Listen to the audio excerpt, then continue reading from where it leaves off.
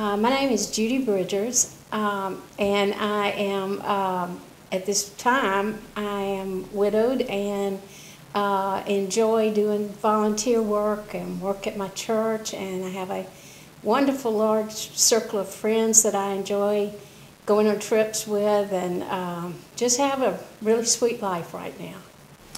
I started volunteering in AIDS in general in about 1988-89 with the first Heartstrings, which was the first big fundraiser any AIDS organization did in Birmingham. And from there got involved in first what was then the AIDS Task Force, which is now AIDS Alabama, and then in about 1990 became more involved in Birmingham AIDS Outreach. The first major involvement was I chaired the fundraiser we had that was called An Event in 3 Acts. My husband co-chaired and Lee Howell was the third co-chair.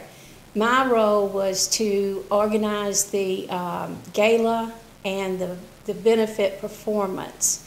And that took us about a year and a half. It was a wonderful, wonderful experience. After that, about the time it ended or was over, we had gotten a really large-sized body of volunteers, and back in the 93, 94, we needed a lot of volunteers for the clients were having a lot of needs that we used volunteers to help them with.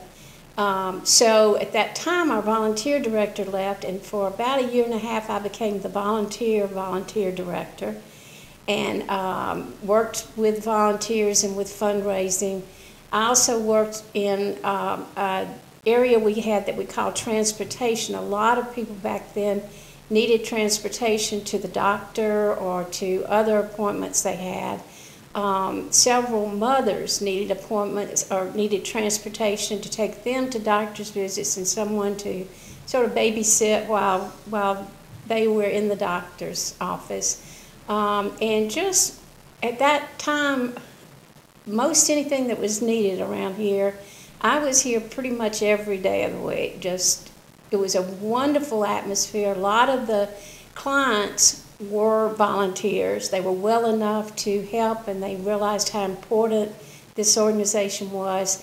So we all worked hard together, we played hard, and we all became family, and it was just a wonderful, wonderful place to be. I'm basically a person, I've gotten better, but I'm a person who has a hard time saying no if somebody needs me to do something.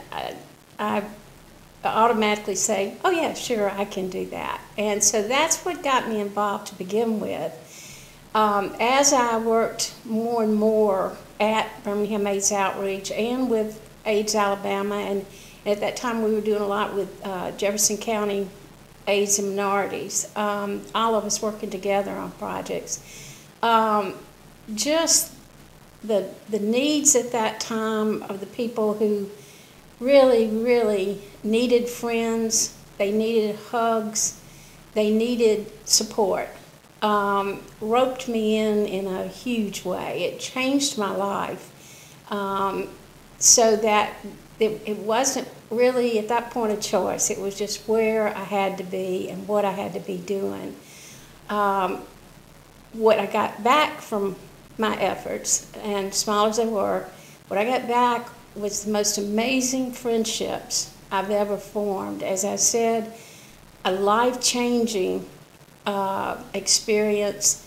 The most valuable thing I received back, other than just plain friendships and love, was the experience of being with very courageous, beautiful people and being part of their effort to live with HIV/AIDS, not just to have a disease that they were dying of, but to truly live every minute as full as they could and as lovingly as they could, was something that I will never forget. And I learned so many lessons from all of the people at that time who were living and were very sick while they were living with AIDS. This was before we had the cocktails and we had all the drugs that are available now.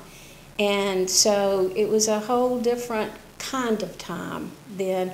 And I just will never forget how incredibly courageous and loving those people were.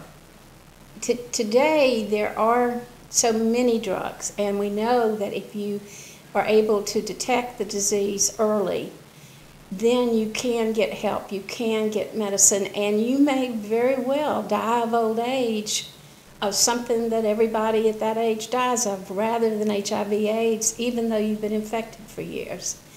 What I'm seeing that really concerns me is a lot of people, and especially middle-aged people, even though a lot of them have lived with the threat of AIDS and with the horrors of AIDS, are afraid to get tested or just don't want to know.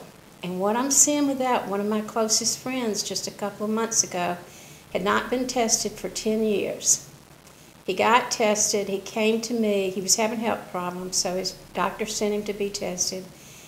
He came to me and told me he had an appointment at the clinic, at the 1917 clinic, and would I go with him when he went to have the first appointment. And he hadn't told a soul except me, and then after that, he would tell other people when he knew the numbers and he knew what it meant and what was coming. So I said, sure, I would do that. We were going on a Friday, and the Monday before that, he passed out in someone's home, and they took him to the emergency room. He had pneumocystis, which is easily treatable. There's a lot of things they can do for pneumocystis. We've learned through the years that's a first step, but it's not a horrible step. It can easily be treated. By Saturday, because his numbers were so low, he had died. And it was all mainly because he never was on any medication, and it got way too far ahead of what they could do for him.